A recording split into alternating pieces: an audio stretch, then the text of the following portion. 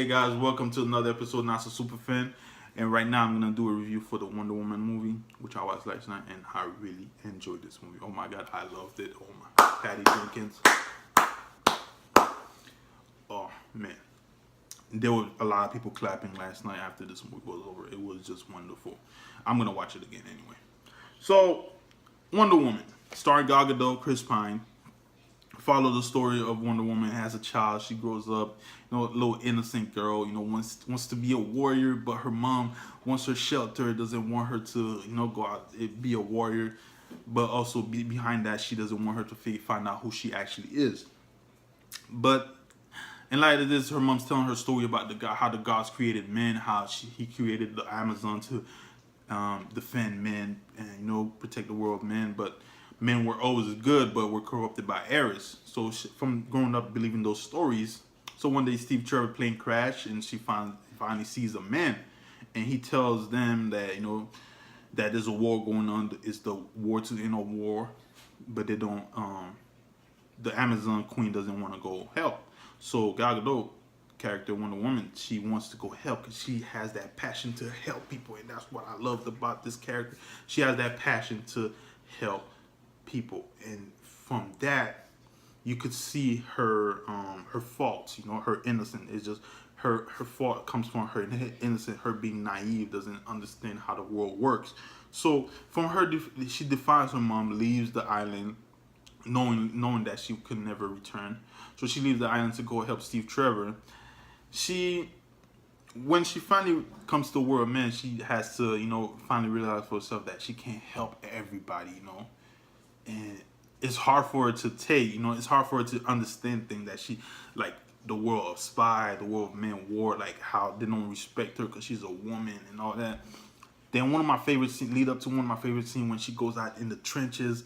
And this scene right here, when she goes and takes off, like she climbs up, reveals herself as Wonder Woman, and she runs into the no man's land and taking all the bullets, and all those guys, soldiers that were hiding, that were scared, that didn't want to go out there. Just from watching her taking all the bullets, like with her shield, like it just gives them hope, and they run out there and they just fight, and that scene just had me hyped up. And just lead on to all the fight scene that she takes out all the soldiers. She even takes out the whole building.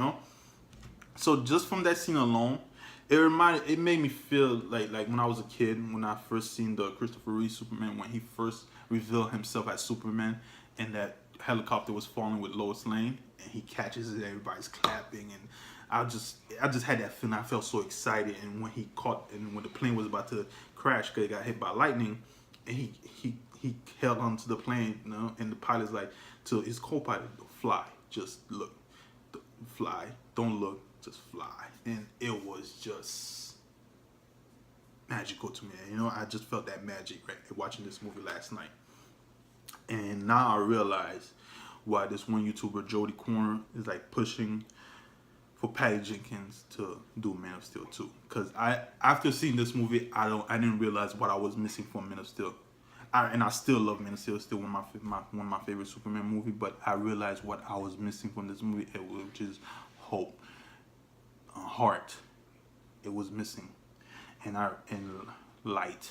And I believe Patty Jenkins could do it, because she did a lot of homage to Superman in this movie. So I believe she really could do something with the character of Superman. And this movie made me realize that, oh man, yeah, it was that good. So lead on from that, she goes on and fight from the horrors of war. She still doesn't understand that stopping Eris is not what is stop the war. It's like men are still corrupt in their own ways, and she doesn't understand that. She doesn't want to understand. When she finally gets to that point, for her to understand, she still doesn't understand. It's not till sacrifices happen she finally realized that men will always be corrupted, but there's also good men. And that message from the story, not all men are bad, but they are good, and that it just, oh man, it was just beautiful. So this movie, I would give it a 95 out of 100 just from the message, the story of love, hope. and her fault being naive and learning about the world, because it was just beautiful storytelling. And I don't really have a main problem, even though there was a little bits of problem there with the, there's always little bits of problem in a movie. No movie is not going to be perfect, but the good from this movie made up for whatever little bad thing that was bad in this movie, and I didn't care. The 5% I didn't give forget it. 95 100, I really enjoyed this movie. I would say, like, there's a lot of critics right now about, there's always going to be a few critics out there that's going to hate on this movie. And right now there's a few critics, I don't know, like this guy right here, Luke Buckmaster. I don't know if he's a virgin or not, but he's talking about the hero faces off against similarly instrumentable bad guy from central casting, throwing around what appears to be a range of fluorescent Photoshop generated squiggly line. It's the fucking lasso of truth, man. And this guy, this guy David Edelstein from the New York Magazine, talking about the only grace note in the generally clunky Wonder Woman, it's its star. The 5'10" Israel actress and model Gal Gadot, who somehow the perfect blend, super babe in the wood, innocence and mountainous. What? I don't know what this dude's talking about. So let me see. All right, we got this guy Leonard Maltin. The only wonder regarding this movie is that it could be incredibly dull. What?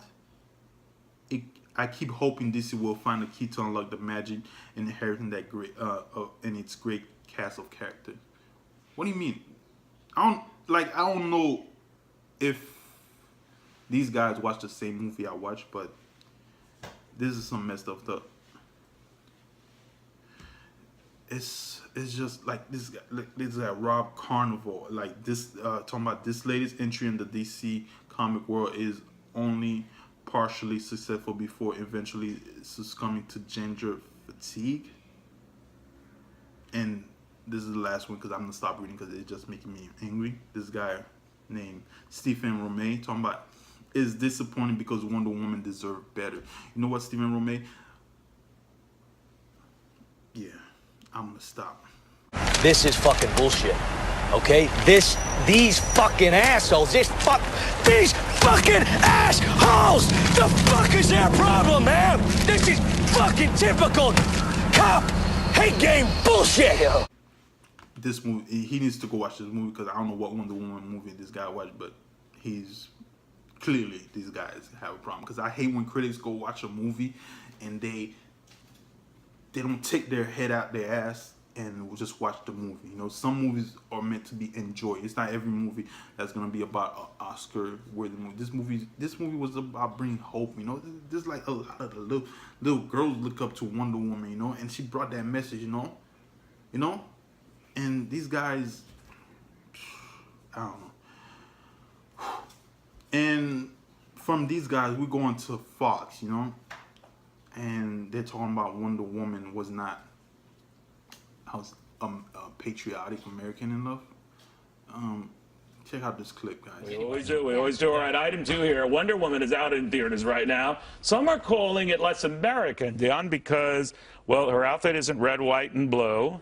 And in order to appeal to foreign audiences, very little reference to America at all. I think nowadays, sadly, money trumps the patriotism. And, especially recently, I personally feel like we're not really very patriotic, the country, in a certain sense. And they want these movies to succeed internationally.